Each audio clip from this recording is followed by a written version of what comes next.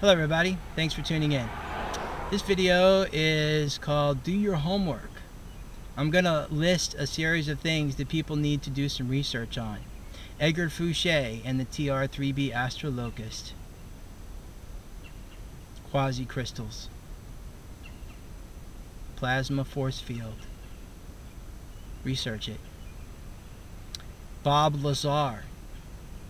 Element 115. Anti-gravity. Lensing gravity, causing a gravitational vortex in front of a ship that will pull the ship forward instead of having to propel it by pushing from behind. Electromagnetic field that allows you to separate molecules.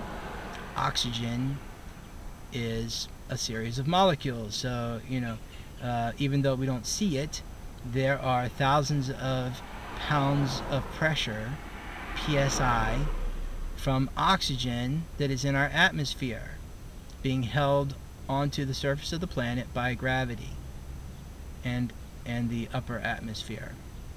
So understand that a ship or a plane or any form that you want can travel through the oxygen molecules without slamming into them by employing an electromagnetic field around the plane or ship or whatever you want to call it, any shape that you come up with. And that field will separate the molecules and slide through them like a knife through butter without making a single sound. This is how ships can fly above you without you hearing them. Keep your eyes on the skies, people. You're not going to hear these things coming, but you'll see them if you're looking. And sometimes they employ forms of stealth technology, such as hiding the ship. It'll look like heat in the sky above you, but it will have form to it. Or it might take on the color of the sky above you, but it will be in the shape of a triangle or a boomerang or whatever other shape they've decided to choose. Another thing you should look up is NASA sky objects or NASA sun objects. Do your research. Planet-sized objects floating in the corona of the sun. Just like the Draconian, which are a parasitic humanoid race that feed off of a host and actually have to drink blood to get nourishment because they cannot eat solid objects any longer. Their ships that are the size of planets can literally float in the corona of a sun and suck away the fuel of that sun. These ships are appropriately called star destroyers. Imagine that. There's a movie about star destroyers, only they didn't tell you that these ships actually destroy stars. And by destroying the star, they cause the star to go supernova or turn into a red giant, and then they can wipe out any humanoid race that's on the planet in the livable zone, making the planets just outside of that zone the new livable zone. Therefore, Earth would be enveloped by a red giant of our sun if they sucked away enough fuel from our sun, and this race could move into Mars and start occupying Mars, which at one point had life on it. This is based on the structures that are more like mushroom-shaped buildings that were found on Mars and can be seen in the photographs of Mars. Understand some of these structures have collapsed in certain areas, so it kind of looks like a pie slice has stuck up in the middle of a crater. Really, if you invert the picture, then you have a picture of the dome-shaped building with the pie slice cut out of it, which was the part of the structure that collapsed. So start inverting the pictures of craters on Mars, and you'll start finding some of these buildings, massive buildings that were on Mars and are still on Mars, that existed there from the last human race that was on Mars. Understand that these star destroyers are around our sun right now. Gary McKinnon exposed some of this information, and if you watch STS mission 27 or 28, I can't remember which one it is now.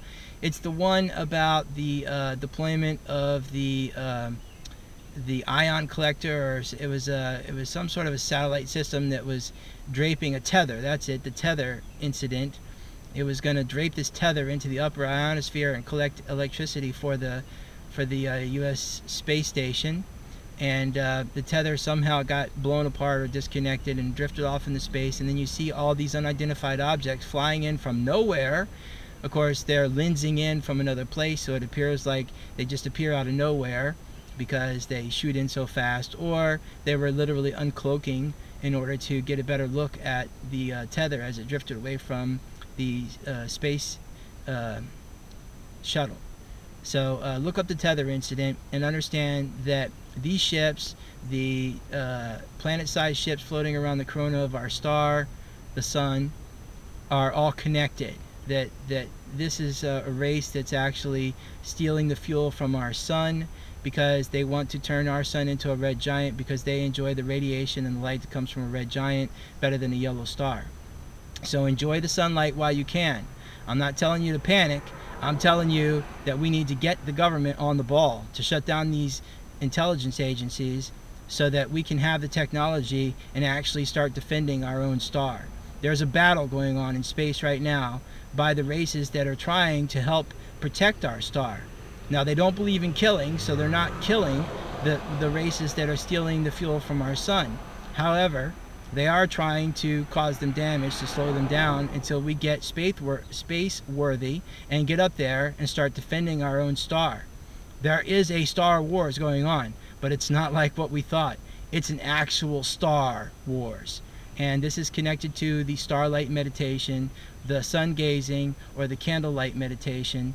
And this is why they've been hiding the truth about meditating on the light, and why they have everybody closing their eyes and thinking of nothing, because then you're meditating on darkness. Okay? The light really helps us. We're just like the plants. We have eyes that need light to see, and our bodies can literally turn light energy into electricity inside of our body. I've had this happen. I've had electrical discharges between my teeth and my tongue. Do your homework. Look up Theta Waves. These are our fourth brainwave created when you do the light meditation. That's it for this video. Thanks for watching.